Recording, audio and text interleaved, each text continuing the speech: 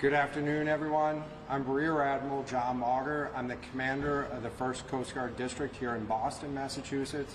And in this case, I am the lead for the Coast Guard search and rescue operations for the overdue submersible out near the wreck of the Titanic. Yesterday afternoon, we were notified by the operator of the submersible vessel that it was overdue, and it had 5 persons on board the submersible. So we're working very closely at this point to make sure that we're doing everything that we can do to locate the submersible and rescue those on board. Our thoughts are with the crew members and the families of those on board the submersible at this time, and we are doing everything that we can do to make sure that we can locate and rescue those on board. So after receiving the call, we reached out to the vessel Polar Prince and began a surface search looking for the submersible. At the same time, we launched a C-130 aircraft to conduct an aerial search, both visual and radar, of the scene. We've subsequently coordinated with the Canadian Coast Guard and Canadian Armed Forces to deploy additional assets to the scene. The Canadians have had a C-130 aircraft searching as well, in addition to also having a P-8 submarine search aircraft deploy as well, and put sonar buoys in the water in an attempt to listen. The location of the search is approximately 900 miles east of Cape Cod in a water depth of roughly 13,000 feet. It is a remote area, and it is a challenge to conduct a search in that remote area, but we are deploying all available assets to make sure that we can locate the craft and rescue the people on board. Going into this evening, we will continue to fly aircraft and move additional vessels into the area.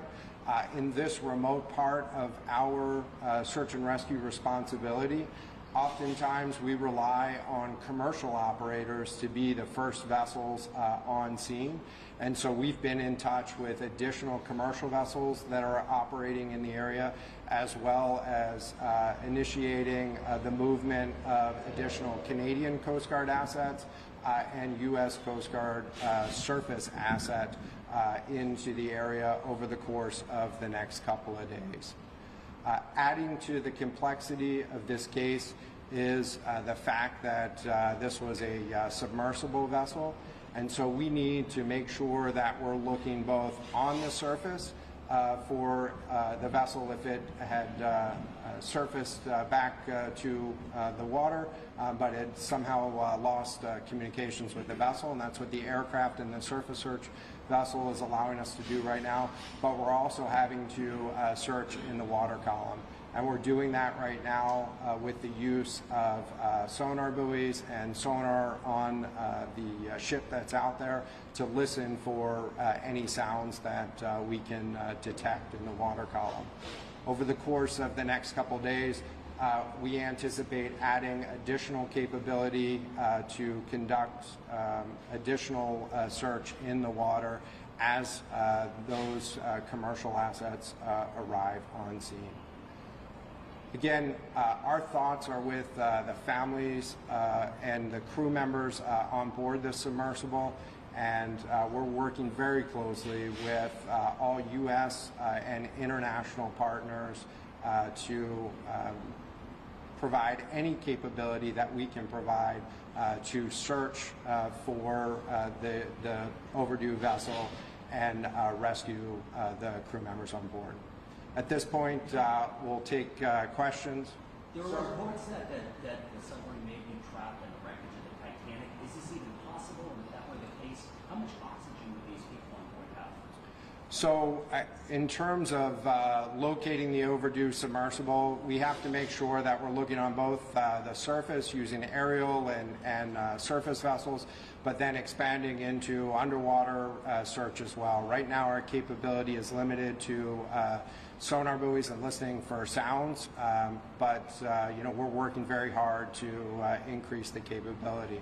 We understand from the operator of the vessel that the vessel was designed with a 96-hour sustainment capability if there was an emergency on board. And so we're using that time, making the best use of every moment of that time to locate the vessel. Sir, can you talk about who was on board exactly? And is there somebody named Hamish Harding, a British explorer, who confirmed that he's on board? Some family has been posting on. At this point, I'm not in a position to confirm the identity of anybody on board the vessel. Out of respect for the families, we're you know, going through the notification process, and more updates will be forthcoming. Sorry, I may be jumping to something here, but it seems like if that vessel is indeed sitting on the bottom and you have a 96-hour window to reach it, that this is a race to get some sort of rescue vehicle down to it.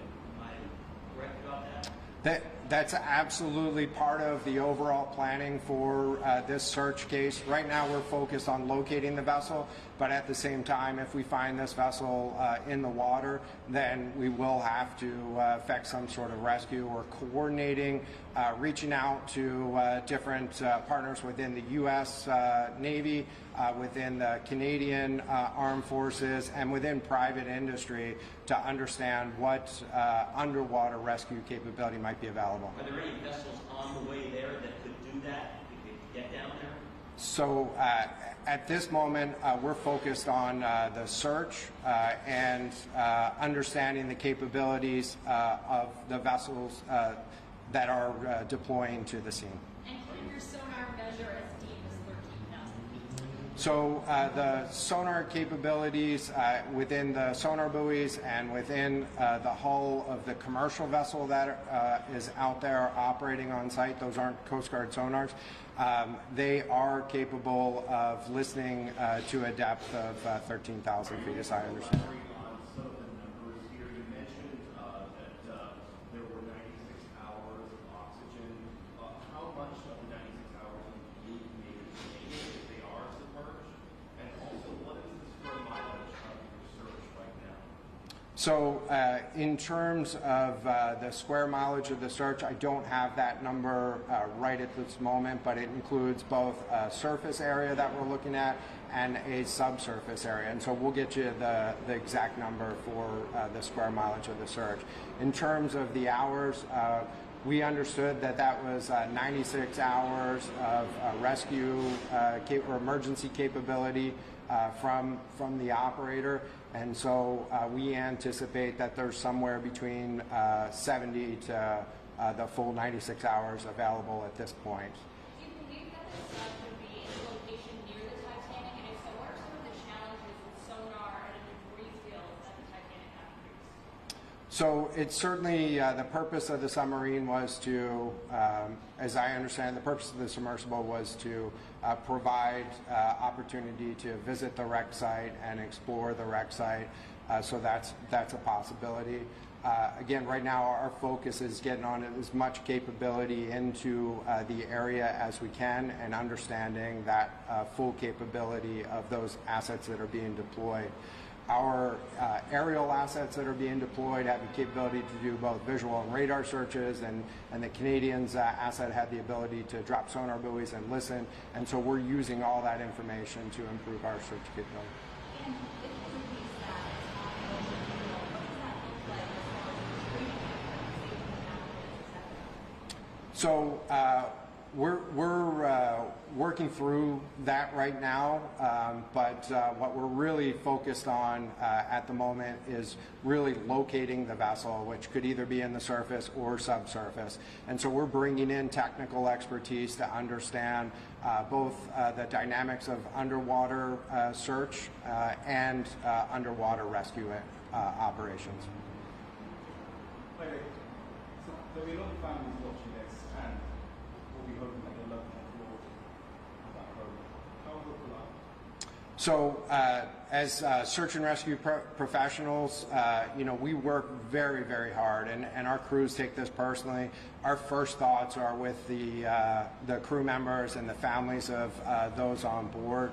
And so we want to make sure that we have done absolutely everything that we can do to locate their family members and bring them home safe. And so they're first and foremost in our thoughts every moment of this search operation. Sir, how common are these threats to the Titanic in general, and how dangerous are they even without an emergency taking place? I don't have any details on how often folks visit the wreck site there at Titanic, nor any specific comments on the dangers involved. Certainly, every time ships go to sea, they encounter hazards and dangers, and so having properly prepared vessels, properly prepared crew members, and making sure that you practice emergency procedures, good practical advice for anybody that goes to sea. What's happening specifically with the families of those people involved right now? Are you in contact with them? Is there a staging area for them? What's happening? So at this point, I'm not going to discuss any information about the families and communications with the families, and so we'll provide that with future updates. Any idea on the number of personnel searching? Is it dozens, hundreds? So the Coast Guard has two C-130 aircraft. In addition to the command team that's working here, we have two C-130 aircraft deployed. The Canadians have a C-130 aircraft and a P-8 aircraft. We also have access to and will launch this evening a C-130 aircraft from the New York National Guard to make sure that we have sufficient air assets up there. On the surface, we have the commercial operator that's been on site, and we're bringing additional surface search assets into play, which will also bring in some subsurface search capability. Sir, of the 5 Last people question, on board, please. how many are like company employees, and how many are who are paid to be on? I understand from the operator that there was one pilot or submersible commander or operator on board, and that there were 4 mission specialists on board is the term that the operator uses for them. So five total. You have to ask the operator what that means. What we're focused on is finding those 5 people. Thank you very much for your time. Thank you for coming today. This does conclude this portion of the briefing. I can stay behind just to take any other questions down, and we can get back to you at a later time, and we'll be able to connect directly with you. I know you had the question about the square mileage area. Do you have a card with you? Okay. Were there any additional questions? Do you have any idea after 96 hours if you're talking Sunday morning? Is that what missing? That's when the clock started, right? Sunday morning? So I'm not sure the exact time of when it started. As far as the communications on there was the 96 hours total on there. I'm not sure if that's the amount of time total that it can stay underwater, or if that starts another time. We can clarify and get back to you on that. Yeah, I guess what we're getting at is halfway into that time, Right. original point, or is that something they estimated that's now going forward? It seems to me like it probably started. Right. When did that clock start for the 96 hours? Sir, this is a very specific question. Yeah. Do you know if this submersible had anything that would allow it to, say, float to the surface of the emergency?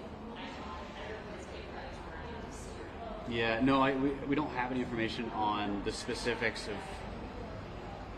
how the submersible is set up or for any kind of emergency. As far as we know, we don't have any of that.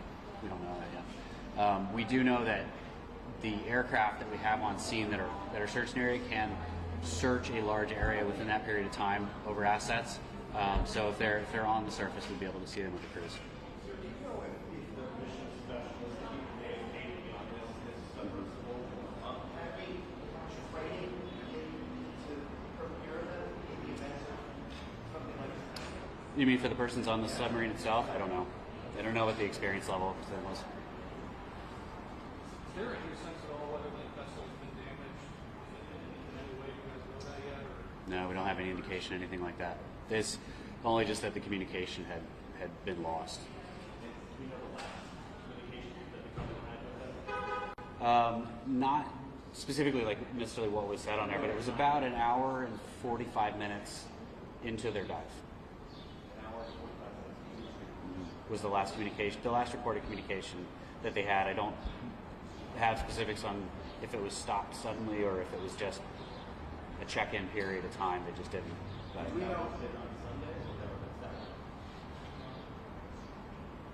I believe that was Sunday. I think the dive started on Sunday. I believe. But do we know why they lost communication? Like, do we know why yet? Why this is happening? Robert, what's the weather like there now? I believe seas right now are 3 to 6 feet with low visibility with fog. Is Not what- high seas, but low visibility. 3 to 6 foot seas, yeah. Is 3 to 6 foot considered? For that far offshore is fairly normal. I mean, it does get much higher than that during storms. Will there be more updates here, or what's the plan? More than likely it will. I think just to keep this as kind of a central location. If we moved it down to the base, it would be much more difficult for you guys to get on. So if we do more briefings, we'd likely probably put it here. And next time we'll have more advanced notice from when we did this. We just wanted to make sure we got something out as soon as we could today to try and meet that. But we'll send out more updates on the site plus also Twitter to keep not only updating information, but also the next briefing, which likely won't be till tomorrow.